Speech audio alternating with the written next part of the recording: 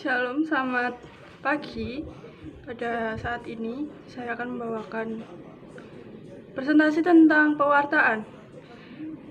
Pada saat ini, pada masa COVID-19, banyak gereja yang berhenti melakukan kegiatan beribadah dan pengabaran Injil karena gereja juga membatasi lingkup pergerakan. Tetapi pewartaan bukan berarti akan berhenti selamanya. Dalam masa ini ada bentuk pewartaan.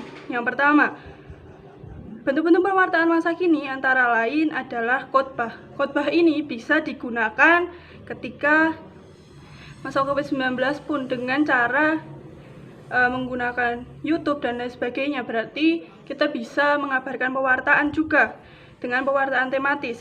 Nah, pewartaan yang berdasarkan suatu perikop kitab suci. Kemudian, pelajaran agama. Sekarang banyak sekolah yang ditutup, tetapi guru-guru tidak membatasi dirinya untuk mengajar dengan seperti tadi, YouTube. Dalam pelajaran agama diharapkan para guru agama mendampingi siswa. Mendampingi siswa dalam arti yang seperti ini adalah dengan pendampingi orang tua juga khususnya, tetapi guru juga mendampingi lewat home visit selama seminggu sekali. Nah, supaya anak-anak tersebut dapat memiliki makna hidup yang terang dan dapat mengerti siapa Yesus Kristus sebenarnya, bahwa Dia adalah Tuhan dan Juru Selamat. Kemudian yang kedua, pendalaman kitab suci. Pendalaman kitab suci dapat dilakukan dengan keluarga khususnya.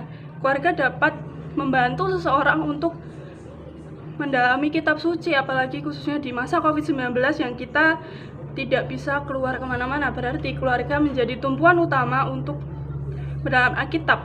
Nah, kemudian ada tuntunan pewartaan, yaitu mendalami dan menghayati sabda Tuhan. Dalam arti ketika kita mewartakan sebuah Injil atau mewartakan sebuah hal atau cerita, berarti kita harus memahami cerita tersebut. Sama dengannya pewartaan, berarti dengan menghayati sabda atau menghayati firman Tuhan, berarti kita harus tahu bagaimana firman Tuhan akan kita sampaikan. Yang kedua, mengenal umat dan masyarakat konteks. Pada saat ini kita hidup di lingkungan mayoritas Islam, dan kita sebagai minoritas juga bisa melakukan hal-hal tersebut, karena meskipun kita minoritas, kita dipanggil Tuhan untuk bisa mewartakan banyak hal dan mengenal bagaimana sifat-sifat daerah atau lingkungan kita untuk mewartakan sebuah Injil. Kemudian ada 4 syarat yang harus dipenuhi. Ajaran itu harus menyangkut iman dan menyangkut iman. Nah, menyangkut iman adalah di mana kita percaya bahwa Tuhan Yesus adalah Tuhan dan Juru Selamat. Kemudian yang kedua, ajaran harus bersifat otentik. Artinya harus dikemukakan tentang kewibawaan Kristus, bagaimana Tuhan Yesus mengajar, bagaimana Tuhan Yesus mati di atas kayu salib. Kemudian, ajaran itu dinyatakan tegas dan infinitif, tidak dapat diganggu gugat. Dalam arti Alkitab kita tidak bisa diganggu gugat. Kita bisa mengajarkan tersebut tapi dengan perlahan-lahan, kemudian disepakati bersama. Nah, ini adalah sebagai dewan. Oleh karena itu, sebagai pewarta kita harus mengerti tentang bagaimana apa yang kita wartakan atau yang kita pahami tentang firman Tuhan khususnya. Nah, seperti kita diutus dan diserahkan kepada umat untuk mendengar pewartaan. Dalam arti kita sebagai minoritas, kita sebagai hamba Tuhan, kita sebagai calon-calon hamba Tuhan, di mana pewartaan itu penting dan komitmen utuh kepada Tuhan dan masyarakat. Bukan hanya komitmen utuh kepada Tuhan, tapi komitmen utuh dari diri kita sendiri atau dari masyarakat. Nah, kemudian menjadi dewasa dalam melakukan pewartaan. Dalam arti kita bisa menggunakan kata-kata yang pantas, kita bisa menggunakan kata-kata yang baik dalam pewartaan. Karena terkadang pewartaan bisa menyinggung beberapa orang. Nah, tapi di sini bahwa gereja tak selamanya berhenti untuk mewartakan Injil atau melakukan pewartaan lewat khotbah, kemudian pelajaran agama, kemudian pendalaman kitab suci bisa dilakukan di banyak hal, di banyak tempat. Apalagi di masa COVID-19 yang membatasi kita untuk melakukan segala aktivitas. Dan itu bisa kita lakukan lewat media sosial khususnya. Terima kasih, Tuhan Yesus memberkati. untuk mewartakan sebuah Injil. Kemudian ada 4 syarat yang harus dipenuhi.